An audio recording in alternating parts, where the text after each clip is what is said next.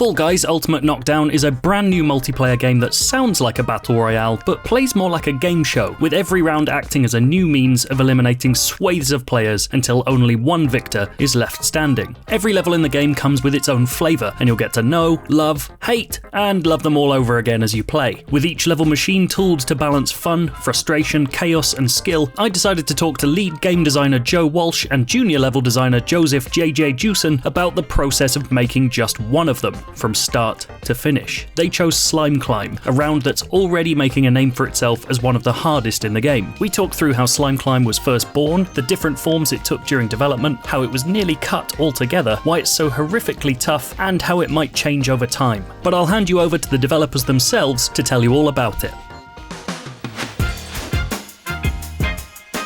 Slime Climb is essentially a race to the top of a kind of winding hill, a sort of gauntlet that kind of comes back on itself. But instead of racing other players, you're kind of racing this slowly rising wave of slime. I think it's unique to our sort of races in the game because you kind of don't really need to worry about what other players are doing. Like, as long as you're staying out of their way, it doesn't matter if everybody else finishes, as long as you make it there before the slime gets you. Layers in the level kind of get more difficult as you go up. And then you kind of get to this final bit where the finish line is there, but we still have obstacles all the way up. So yeah, you're never safe basically in Slime Climb. You know, you're midway through a tournament and that comes up and it's like anguish of being like, oh, this one's a hard one. With Slime Climb, I think the place we started was looking at games that kids play, you know, in the playground and things like that. And one of those classic games is The Floor is Lava. Really, like the most important rule we have is that our mini games have to be simple and easy to understand. And childhood playground games are very good for that because they have to be explained quickly and they have to be very extensible for like lots of people in the playground to just like join in. And that felt like it kind of embodied a lot of what Fall Guys is about. And so it made for a really good starting point. And that was initially where we started, was that we knew we wanted to have a level where you were escaping some sort of rising tide. It's also something you see a lot in classic platforming games as well, those levels where you're trying to outrun the lava or outrun things. But we felt like lava was probably a little too threatening for Fall Guys. And so the idea of like a giant, huge stadium-sized bathtub that's filling with slime felt like a really, really good starting point from a level.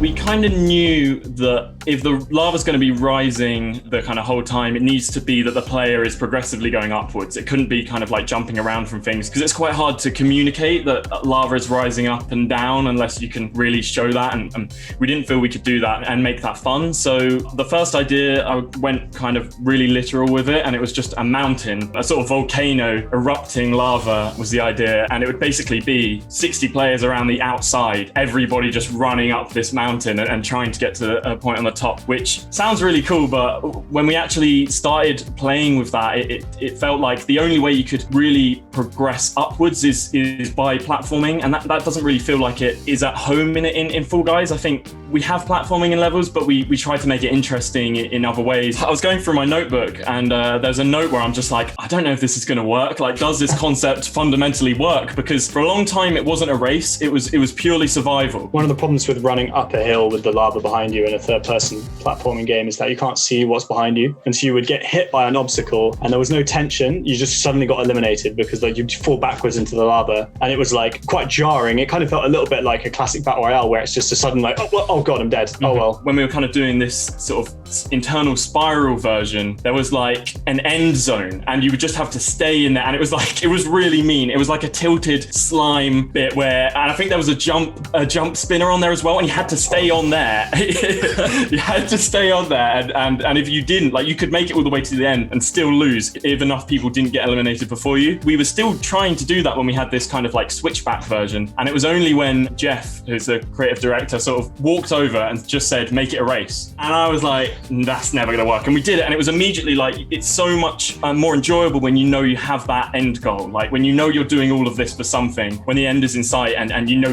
I've just got to make this last one and then I'm done. That changed it entirely and really sort of saved the level, I think, because up until that point, we were quite determined on making it just pure survival. As soon as we put the switchback version in, you can see the lava as you turn the corner and come back round, you can see it and you have this internal like, okay, cool, I think I've got like one failure before I'm going to get eliminated, or maybe two. And that was like a really big moment. It's like suddenly I've got the same anxiety I get from playing like a rising water platforming level in Mario or something. I think that was quite a big moment for me, being like, oh no, this is starting to sing. I'm liking this one now. Slime Climb was one of the most difficult ones, I think. That was one of the ones we really had to sit down and scratch our heads a bit and have a proper conversation about whether or not this was actually going to work. Some of them are, no, you play them once and it's like instantly like, oh my gosh, yeah. But Slime Climb was on the cutting room floor, I think, briefly before JJ figured it out. It took a long time to get it feeling like most players were just ahead of the slime, or that, you know, it felt fair but also challenging. For a long time, even in the form it is now, a lot of people on the team maybe suggested that it was too difficult, but we kind of felt like we wanted to have a level in particular that would come up and have that kind of mythos around it of being, oh, this is the really hard one, you know? One of the things we really wanted to do was to be able to allow good players to get far enough away that if they make a mistake, they can kind of recover from that. So you either have this experience where you play really well and you make a mistake and you're like, okay, well, I've earned the right to not be eliminated here. Or you're constantly in danger, but you can afford to maybe slip up once if you've played well. Generally, we have like a rule of roughly around sort of 50% chaos, 50% skill from the game. When we're sort of balancing this stuff, it's really important that we listen to all those voices. With this level, it was like, let's try and make a level for the more hardcore people in the team. I think it's interesting, right? Because it's like, if you look at slightly higher level, like a general battle royale game, there's this thing that these games need to be like fair and balanced. But really, when you play a battle royale, sometimes you spawn and you get a pistol and that's all you've got for 15 minutes. And the game has just given you a harder route to the finish line. And that ebb and flow of having an easier or a harder game is really what makes those games replayable. Like, if everybody got the weapon that they wanted every single time, those games would become quite stale quite quickly. And so by having like easier levels and harder levels, it creates this like different route to the finish line each time you play that I think is really, really important for creating something that is going to give you different experiences each time you pick it up. We look at the qualification percentages of across the weekend, like how people are doing in the level, and it does seem to be getting better, which I think is quite cool. But with kind of all the levels in the game, we want to sort of continuously update. So whilst like we like the core of it, I think we want to I want to get to the point where somebody thinks they know Slime Climb and then they come on one day and it's different and there are elements that they're not expecting. So we're aiming to kind of do that for a lot of the levels in the game. Yeah, I mean, absolutely. I think that'd be really good to have people reminiscing about back when it was simple and they knew what they were doing, and now it's just got all manner of things. Like, I think that's the exciting thing about Fall Guys, is that, you know, we have these 25 really exciting levels for launch, but as the game progresses, we can just keep adding and tweaking and customizing all of the ones that we already have. And the idea is that, you know, 6 months, a year down the line, Slime Climb is this gargantuan thing with so many variations. That's kind of like the dream for Fall Guys, I think. If you want to check out more Fall Guys footage, we've got plenty more for you on IGN.